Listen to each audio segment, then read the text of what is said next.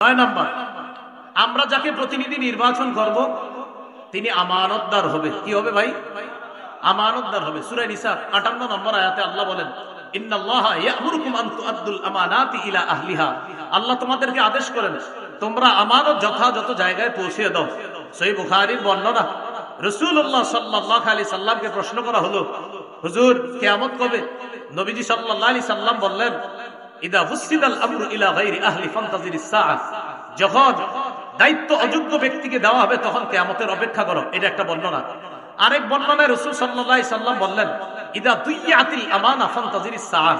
যখন আমানত গুটিয়ে দেওয়া হবে, আমানত উঠিয়ে দেওয়া হবে তখন কিয়ামতের অপেক্ষা করো। সাহাবায়ে কেরাম প্রশ্ন করলেন, কাইফা ইদাআতুহা ইয়া রাসূলুল্লাহ, হুজুর আমানত কিভাবে উঠিয়ে নেওয়া হবে? নবী বললেন, ইদা উসনিদাল আমরু, আরেক বর্ণনা ইদা বুসিদাল আমরু ইলা গায়রি আহলি।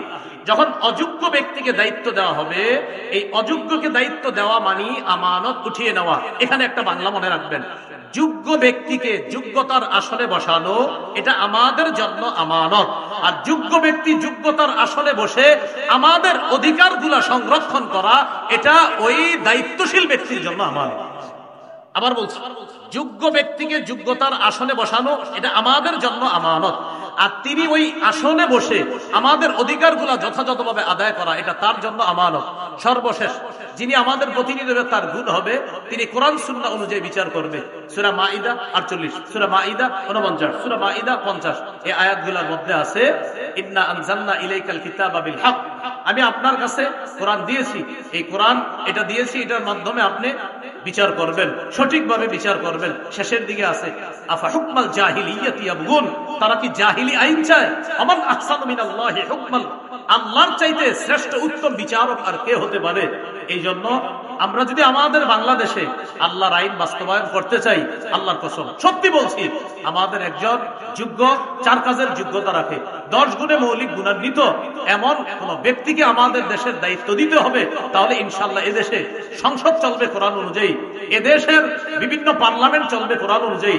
আল্লাহর কসম আমরা স্বপ্ন দেখতেছি যে 90% মুসলমানের দেশ, এটা তো একটা স্বাভাবিক বিষয়। এদেশের সংসদ চলবে কোরআন অনুযায়ী, এদেশের বিচার ব্যবস্থা চলবে কোরআন অনুযায়ী। মানে এটা এমন কোনো কথা না যে হুজুর এটা কোনো কথা না, এটা তো সাধারণ কথা। 90% মুসলমানের দেশ, বলেন কি অনুযায়ী দেশ চলবে? সংসদ কি অনুযায়ী হবে? কোর্ট কি অনুযায়ী হবে? এটা তো একটা স্বাভাবিক বিষয়, মনে থাকবে তো ইনশাল্লাহ। এটা হলো আমার প্রথম বিষয়। আমরা এর থেকে 2 মিনিট চেয়ে নিচ্ছি। দ্বিতীয় আরেকটা বিষয় দিছে আমারে, যে নির্বাচনের শরীয়ী পদ্ধতি কি। আমি শুধু একটু বলছি, আমি জানি আপনারা এখানে অনেকে আছেন যে হযরত গণতন্ত্র, এই তো বিষয়টা। আচ্ছা একটু মন দিয়ে শোনেন 2 মিনিট। আচ্ছা, গণতন্ত্র এই বিষয়টা কি? 1863-তে আপনার আব্রাহাম লিঙ্কনের সেই যে এক ধারা সে আবিষ্কার করলো যে democracy is the government of the people, by the people and for the people. গণতন্ত্র হলো এমন একটা শাসন ব্যবস্থা যেখানে জনগণের উপর, জনগণের মাধ্যমে জনগণের ক্ষমতা চলবে, অর্থাৎ যেই নিয়ম নীতিতে জনগণের শাসন চলবে, জনগণের আইন চলবে, এটাই গণতন্ত্র। সেখানে গণতন্ত্রে দেশের মালিক হবে জনগণ আর তারা আইন করবে। আর আমরা বলি রাষ্ট্র, এটার মালিক হলো আল্লাহ। অনেকের গেঞ্জির পিছনে লেখা আছে people are source of all power, জনগণ সকল ক্ষমতার উৎস। নাউজুবিল্লাহ, জোরে বলি, সকল ক্ষমতার উৎস কে? আল্লাহ। এটা প্রথম কথা। তাহলে গণতন্ত্র এটা তারা বললো, এটা হলো একটা বিষয়। আমাদের কথা হলো সূরা বানী ইসরাঈলের 111 নম্বর আয়াতে যে কথাটা, একদম সূরা বানী ইসরাঈলের সর্বশেষ আয়াত, ওয়ালাম ইয়াকুল্লাহু শারীকুন ফিল মুলক, আল্লাহর রাজত্বে কোনো শরীক নাই। বলেন আল্লাহর রাজত্বে কি নাই? শরীক নাই। দেশের রাজত্ব কার? এই আল্লাহর রাজত্বে কোনো শরীক নাই। এটা ইসলামী আকীদা যে দেশের রাজত্ব হবে এটা আল্লাহর মালিকানা। এটা গণতন্ত্র, এটা মালিক হবে না। এটা আমাদের ইসলামী মূল্যবোধে বিশ্বাসীদের আকীদা। আচ্ছা, সূরা ইউসুফের 40 নম্বর আয়াতে আছে, ইনিল হুকমু ইল্লা লিল্লাহ, বিচার ব্যবস্থা শুধুমাত্র আল্লাহর পক্ষ থেকে হবে, আল্লাহই বিধানদাতা, আল্লাহই বিধান করবে। কথা সঠিক। এটা হলো প্রথম কথা। দ্বিতীয় কথা খুব ভালো করে মনে রাখবো, ইসলামী হুকুম অনুযায়ী গণতন্ত্রের যেই বিধান, এই বিধানকে মানতে হবে। এই বিধান না মানার কোনো সুযোগ নাই। ইসলামী হুকুম অনুযায়ী গণতন্ত্রের পক্ষে কেউ না, কোনো ওলামায়ে কেরাম না। এটা হলো দ্বিতীয় কথা। এবার মূল কথাটা শুনেন। তাহলে হুজুর যেহেতু গণতন্ত্রের পক্ষে না তো কি করব? এখন ওলামায়ে কেরামের মধ্যে 2 দল। এক দল বলেন গণতন্ত্রের বর্তমান পদ্ধতিতে দেশে স্বেচ্ছায় অথবা ইচ্ছা করে হোক স্বেচ্ছায় হোক মানুষকে বাধ্য করা হচ্ছে। এই পদ্ধতিতেই মানুষ যেন তাদের ক্ষমতা প্রতিষ্ঠিত করে মানুষকে বাধ্য করা হচ্ছে।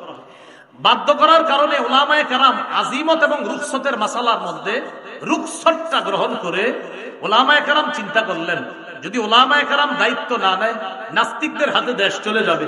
উলামায়ে কেরাম যদি দায়িত্বে না আসে তাহলে ইসলামী বিরোধী যারা শক্তি আছে তারা এদেশে তাদের শক্তিশালী পাকাভুক্ত হবে। তখন উলামায়ে কেরামের মধ্যে একদল বলেন, সুতরাং নাস্তিকবাদী শক্তিকে রহিত করার জন্য এই পদ্ধতিতে জনগণের অংশগ্রহণ করা আবশ্যক। এটা একদলের অভিমত। আরেকদল বলেন জায়েজ। একদল বলছে আবশ্যক, আরেকদল বলছে এটা জায়েজ। এই পদ্ধতিতে অংশগ্রহণ করে নাস্তিকবাদের বিরোধিতা করা এবং আল্লাহর হুকুম পৃথিবীতে প্রতিষ্ঠিত করার জন্য চেষ্টা করা। আমি জানতে চাই, আমাদের আবরার ভাই এখানে আছে, আপনার তো এই নিয়তে আছে নাকি অন্য কোনো নিয়ত? আমাদের আবরার ভাই মাশাআল্লাহ ইনশাআল্লাহ সিলেটের এমপি হবে, আল্লাহ কবুল করেন। যাই হোক, আবরার ভাইয়ের সাথে আমার ভালো পার্সোনাল সম্পর্ক একটু মধুর, এই জন্য একটু হাসাহাসি করলাম। আপনারা আবার দোয়া করেন, অন্তর থেকে দোয়া করেন, আল্লাহ তৌফিক দান করেন। এখন এই পদ্ধতিতে জনগণ অংশগ্রহণ করবে, করার পর এখানে মনে রাখতে হবে চারটা কথা।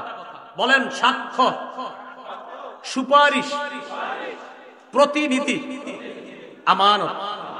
সাক্ষ্য, সুপারিশ, প্রতিনিধি নির্বাচন, উকিল নির্বাচন, আমানত।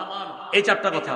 এবার বলেন, ভোট মানি হলো সাক্ষ্য দেওয়া, সুপারিশ করা, উকিল নিযুক্ত করা, আমানত রক্ষা করা। আপনি যে কারো পক্ষে আপনি একটা কথা বলতেছেন যে আমি অমুককে প্রতিনিধি বানাবো, এই প্রতিনিধি বানানোর অর্থ হলো এক নম্বর আপনি তার পক্ষে সাক্ষী দিতেছেন। আপনি তার পক্ষে সাক্ষী দিতেছেন, এই সাক্ষী আপনি তার পক্ষে এটা যে দিতেছেন এটা বুঝে শুনে আপনি তার পক্ষে সাক্ষী দিতে হবে। এটা হলো এক নম্বর কথা। তো এই যে দ্বিতীয় নম্বর কথা, সুপারিশ করা, সূরা নিসার 85 নম্বর আয়াতে আছে, মাইয়াশফা শাফাআতান হাসানা ইয়াকুল লাহু নাসিবুম মিনহা।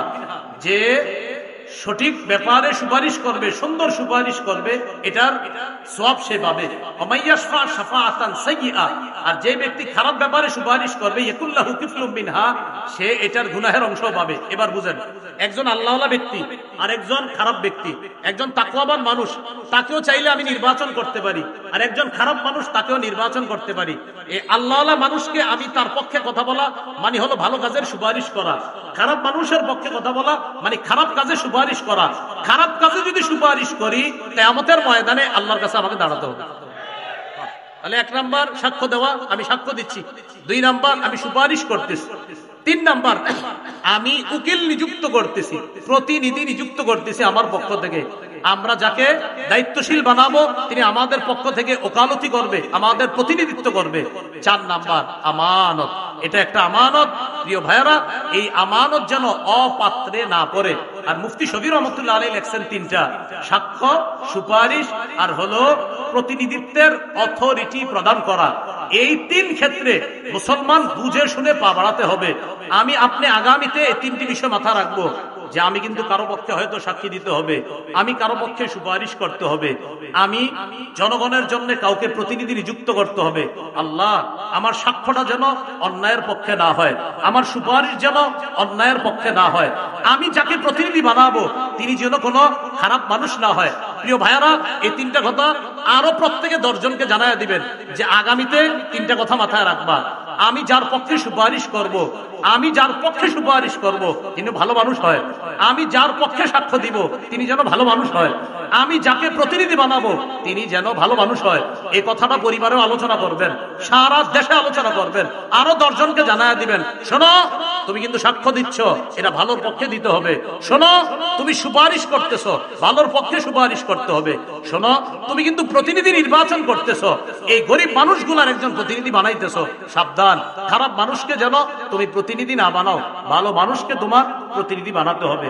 তো মুফতি শফি রহমতুল্লাহ আলাইহি বলছেন তিনটা, আর তাফসীরের কিতাব ঘাটাঘাটি করলে পাবেন চারটা, সাক্ষ্য, সুপারিশ, উকিল নিযুক্ত করা আর হলো আমানত।